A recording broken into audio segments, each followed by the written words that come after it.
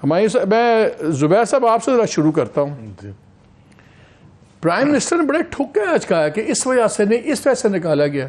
बतौर वज़ीर आज़म पता था, वैसे पता है, और ये कैसे साबित होगा कि किस वजह से हटाया एसडीजीआई से?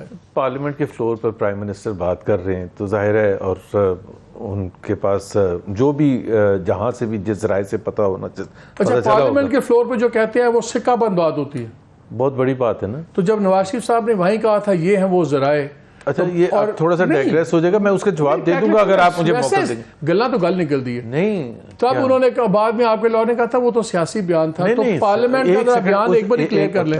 एक सेकंड, अब आपने कहीं और ले गए, बट मैं उसकी वजाहत कर देता हूँ अगर आप समझ रहे हैं कि मैं, क्योंकि डाइग्रेस हो जाती है वो। चले पहले टॉपिक पहले इस पर, क्योंकि ये जब 9 मई का वाकया हुआ और उसके बाद की डेवलपमेंट्स, तो मैं I was not available, I was outside. तो ये मेरा पहला मौका है, और मैं इससे ये ज़रूर कहना चाहूँगा कि मेरे लिए ये 9 मई was not a surprise. It's a sad day for everyone. No, it was not a surprise, but yeah not a surprise. अगर वो 9 मई को ना होता 2023 को, तो वो अगले साल के जून में किसी तारीख को हो जाना था। पीटीआई का जो वजूद था, और वजूद पीटीआई जो बनी थी, बॉर्न अगेन जो किया गया था, वो 30 अक्टूबर 2011 को, और उसकी बुनियाद जो थी ना, जो मुझे सबसे ज़्यादा डिसएग्रीमेंट था पीटीआई से, उसकी बुनियाद थी नफरतों पर, एक्सट्रीम किस्म। It was not political rivalry. नहीं सर, मुझे बोलने दें, मैं बड़ा दिल हमारा वो हुआ है, एक दफ़ा बोलने दें। उसमें ये नहीं था कि पॉलिटिकल राइवल्स हैं, हमें पॉलिटिकल एनिमी स्टेटस दिया था। It was a battle between good and evil. मतलब आप सोचें, और ये पीएमएलएन और पीवीपी वो हैं जो अपने मदर को बेच सकते हैं फॉर गेनिंग पावर, और मुल्क को बेच सकते हैं। तो जब आप एक्सट्रीम वो नफरतें क्रिएट करें, और फिर उसमें अप्रैल 2022 में ऐड हो गए तीसरे फरीक फौज, और साथ उन्होंने इस्लामिक टच का इस्तेमाल ज्यादा शुरू कर दिया। सो एक तरफ उन्होंने एक दफा कहा कि करबला में जो हुआ था, एक तरफ हुसैन की फौजें थी, एक तरफ यजीद की फौजें, एंड यू कैन गेस कि वो यजीद की फौजों के हमें जाहिर है बता रहे थे। जब आप इतनी शदीद नफरतें क्रिएट करते हैं ना, this is for introspection of PTI, तो फिर रिएक्शन उसी तरह से आना था। रिएक्शन इस वजह से नहीं भाई, नवाज शरीफ जब अरेस्ट हुए थे यहाँ 24 दिसंबर 2018 को अकाउंटेबिलिटी कोर्ट से, सारे हम मौजूद थे, मतलब किसी के वहमों गुमान में। तो लोग ठंडे हैं ना, वो तो एयरपोर्ट भी नहीं पहुंचे थे जब नवासी वापस आ रहे हैं। अच्छा, वो भी एक रीजन बताऊं। हाँ। जब आप माल रोड से नीचे उतरते हैं तो वो चेक पॉइंट है, हाँ। कैंट में एंटर होने का, और वो फौजी होते हैं। वन बिग रीजन वाज कि जी how will we cope and react when they try to stop. मजाक नहीं कर रहा मैं बिल्कुल, हालांकि आई स्टिल से कि वी शुड हैव रीच्ड, चाहे जैसे मर्जी पहुंचना था। बट वन रीजन वाज कि अगर वहां फौजियों ने रोकना शुरू किया, बिकॉज वो को 200 का जत्था तो था नहीं, वो कम से कम 60-70 आपने क्लैश अवॉइड किया।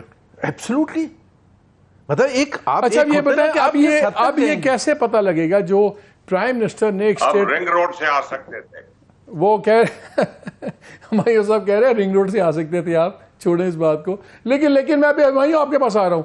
अब ये कैसे साबित होगा कि कौन सच बोल रहा है? क्या इमरान खान सच बोल रहे हैं या वजीर आजम सच बोल रहे हैं? ना कि कुछ एविडेंस आपके पास जो सामने आता है 2+2 करके, उसमें सच्चे प्राइम मिनिस्टर शहबाज शरीफ ही लगते हैं। और उसकी वजह यह है कि वो केस बाद में आया, वो खुला, वो घड़ियों वाला उसी वक्त, और वो वही दौर था जब ये सब कुछ हो रहा था, बेचा जा रहा था और ये सब हो रहा था, और वो इतने ब्लेटेंटली और ओपनली हो रहा था कि जाहिर सी बात है someone had to report and भाई, अगर प्राइम मिनिस्टर इमरान खान उस वक्त ये कर सकते थे कि जी ठीक है मैं उनको वार्न कर देता हूँ और इस बात को आप यहीं दबा दें, ये भी कर सकते थे ना, but that's not in his nature. What is in his nature is कि ये किसने, कौन हो सकता है कि मुझे अच्छा वो तो अभी प्राइम मिनिस्टर नहीं है, उस वक्त तो प्राइम मिनिस्टर थे। जुबैर साहब, पहले आप लोग कहते थे गुफ्तगू करें, खान साहब नहीं करते थे, अब खान साहब कहते हैं गुफ्तगू करें, आप लोग घोड़े पे चढ़े। तो टाइम बिल्कुल चेंज हो गया भाई, May 9 के वो अपने वक्त में घोड़े पे चढ़ गया, अब घोड़े पे चढ़ गया, तो फिर एक तो पहले बिल्कुल बातचीत होनी चाहिए। हाँ। लेकिन उसके लिए अब स्टार्टिंग पॉइंट पता है क्या है? Imran Khan has to own the responsibility for the events of May 9th। He has to take the responsibility. ये तो नहीं हो सकता कि जी अच्छा, वैसे भी एक पॉलिटिकली भी आप खुद बताएं कि वो जो पीटीआई के वर्कर्स गए थे, आप कहें कि इनको भून दें आप, और मेरा कोई ताल्लुक नहीं था, पर क्रिएट नैरेटिव आपने किया था, आपने उनको भड़काया था और आप उनको किए चल रहे थे नफरतें उस हद तक जहां उन्होंने उसी तरह से रिएक्ट करना था जो उन्होंने किया। और उस दिन भी मुझे आप बताएं ना, उस दिन 9 तारीख की शाम को किस पीटीआई के लीडर ने कहा कि ये गलत है? किसी ने नहीं कहा। उन्होंने तो कहा ये है ही नहीं हमारे। अभी आप कह रहे हैं कि हमें बताएं कि हो गया, but where do you start now? अब क्या होगा? एक जो लीगल उसके कॉन्सिक्वेंसेज हैं वो तो बर्दाश्त करने पड़ेंगे ना।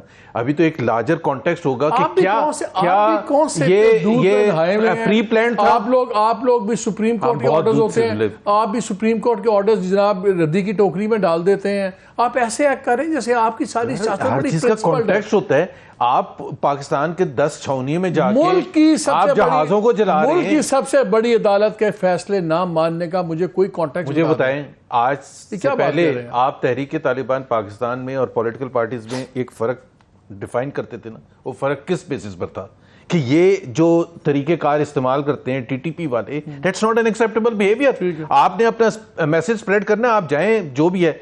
अब ये जो अभी सान्या हुआ है ये क्या रिफ्लेक्ट करता है? लेकिन इमरान खान ने स्टेटमेंट दिया ना, इमरान खान ने कहा है कि अब अगर मैं अरेस्ट होता हूं, जो कल उनका ख्याल है कि 80% चांसेस। पिछले जुमे को इस्लामाबाद हाई कोर्ट में क्या कहा था? उन्होंने कहा कि कोई अब वायलेंट कोई ना प्रोटेस्ट हो, और क्या करे बंदा, ये करेगा। 9 तारीख को हुआ, 9 को हुआ, 10 को 11 गुजर गई, 12 को he was appearing in that Islamabad high court जब वो ऐसे जा रहे थे। और जो वो उनका जो बॉडी पोस्चर था वो ये था एज इफ कि उन्होंने फतह कर लिया। और फिर जब उस दिन रात को लाहौर पहुंचे ज़मान पाक, आप अपने किसी को कहें कि वो चलाएं विजुअल्स, वो ऐसे लग रहा था कि दिल्ली के झंडा गाड़ के आए। तो उनकी रियलाइजेशन थी नहीं, उनकी एक्सेप्टेंस थी नहीं। उनकी एक्सेप्टेंस उस वक्त हुई है जब उनके ऊपर जाके, जब उनके लीडर्स को पकड़ धकड़ शुरू हुई है, क्रैकडाउन शुरू हुआ है उनके अगेंस्ट जिन्होंने जो इन्वॉल्व थे। तो फिर आपने ये जो बंदे आपने अभी तक 30 बंदे तुड़वा दिए हैं और अभी और भी टूट जाएंगे, आज चौधरी वजाहत वापस चले गए हैं, रियली इससे कोई फर्क पड़ता? मेरा नहीं ख्याल है फर्क। जब तक अगर अवाम खड़े होंगे, अगर सारे के सारे जो 297 को टिकट्स दिया था पंजाब असेंबली के, अगर सारे टूट जाते तो हम क्या कर सकते हैं? मतलब कुछ तो असर होगा। लेकिन सबसे इम्पॉर्टेंट चीज़ ये है कि मेरे हिसाब से अगर किसी ने दिया है, रेजिग्नेशन दिया है पीटीआई को क्विट करने का, उसने महसूस भी किया कि ग्राउंड रियलिटी क्या है। अवाम की हद तक, अवाम जितना भी आप कह लें कि जी आपने अभी कहा वो ऑटोक्रेटिक रूलर के साथ थे तो हमायूं ने रिएक्ट किया, बट इस पर तो अवाम का कोई दो राय है ही नहीं ना कि this is not a done thing, this is not an acceptable thing. And मेरा ख्याल है अगर आप सर्वे कराएंगे at least minimum 90% Pakistanis across all political divide. या सर्वे तो अब छोड़ ही दें, वो 2-3 कंपनीज हैं जो आपको हमेशा 2/3 मेजॉरिटी दिलवा देती हैं। 2-3 सर्वे कंपनीज हैं वो पीटीआई को जिता देती हैं, तो वो अब वेरी हैप्पी टू सी